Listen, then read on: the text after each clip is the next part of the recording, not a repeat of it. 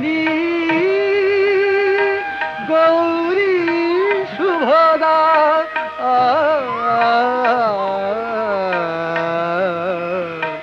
জয় সঙ্গীত ধ্বনিছে ধ্বনিছে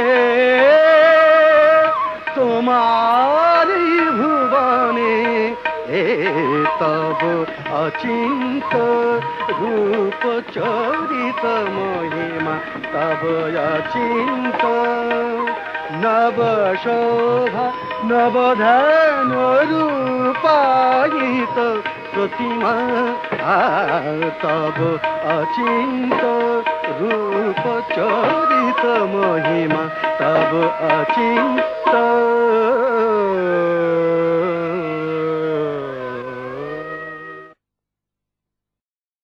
তখন প্রলয় অন্ধকার রূপিণী তামসী দেবী এই স্তবে প্রবুদ্ধা হয়ে বিষ্ণুর অঙ্গ প্রত্যঙ্গ থেকে বাহির হলেন। বিষ্ণুর যোগ নিদ্রা ভঙ্গ হল। বিষ্ণু সুদর্শন চক্র চালনে মধুকৈটভের মস্তক ছিন্ন করলেন। পুনরায় ব্রহ্মা ধ্যানমগ্ন হলেন। এদিকে কালান্তরে দুর্ধর্ষ দৈত্যরাজ মহিষাসুরের পরাক্রমে দেবতারা স্বর্গের অধিকার হারালেন। অসুরপতির অত্যাচারে দেবলোক বিষাদ ব্যথায় পরিম্লান হয়ে গেল। দেবগণ ব্রহ্মার শরণাপন্ন হলেন। ব্রহ্মার পরে মহিষাসুর অপরাজেয়। তার দ্বারা দৈত্যরাজের ক্ষয় সম্ভবপর নয় জেনে তারই নির্দেশে অমরবৃন্দ কমলযোনি বিধাতাকে মুখপাত্র করে বৈকুণ্ঠে গিয়ে দেখলেন হরিহর আলাপনে রত। ব্রহ্মা সম্মুখে নিবেদন করলেন মহিষাসুরের দুর্বিষহ অত্যাচার কাহিনী। স্বর্গভ্রষ্ট দেবদাকুলের এই বার্তা শুনলেন তারা। শান্ত যোগীবর মহাদেবের সুগৌর মুখমণ্ডল ক্রোধে রক্ত জবার মতো রাঙাবরণ ধারণ করলে, আর শঙ্খ চক্র গদাপদ্মধারী নারায়ণের আনন ভ্রুকুটি কুটির হয়ে উঠল। তখন মহাশক্তির আহ্বানে গগনে গগনে নিনাদিত হল মহাশঙ্খ। বিশ্বজোরি বিষ্ণু রুদ্রের বদন থেকে তেজরাশি বিচ্ছুরিত হল। ব্রহ্মা ও দেবগণের আনন থেকে তেজ নির্গত হল। এই পর্বত প্রমাণ জ্যোতিপুঞ্জ প্রজ্বলিত হুতাশনের ন্যায় দীপ্যমান কিরণে দিংমণ্ডল পূর্ণ করে দিলে ওই তেজরশ্মি একত্র হয়ে পরমারূপবতী দিব্য শ্রীমূর্তি উৎপন্ন হল। ইনি জগন্মাতৃকা মহামায়া। এই আদ্যা দেবী ঋক মন্ত্রে ঘোষণা করলেন আত্মপরিচয়।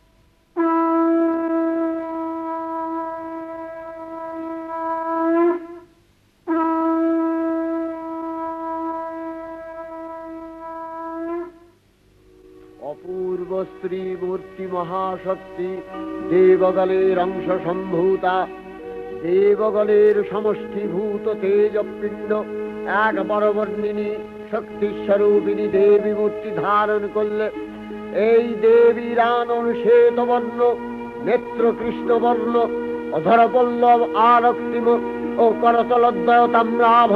তিনি কখনো বা সহস্রভুজা, কখনো বা অষ্টাদশ ভুজা রূপে প্রকাশিত হতে লাগলেন। এই ভীমকান্ত রূপিণী দেবী ত্রিগুণা মহালক্ষ্মী, তিনি আদ্যা মহাশক্তি। মহাদেবীর মহামহিমময় আবির্ভাবে বরণ গীত ধ্বনিত হয়ে উঠল।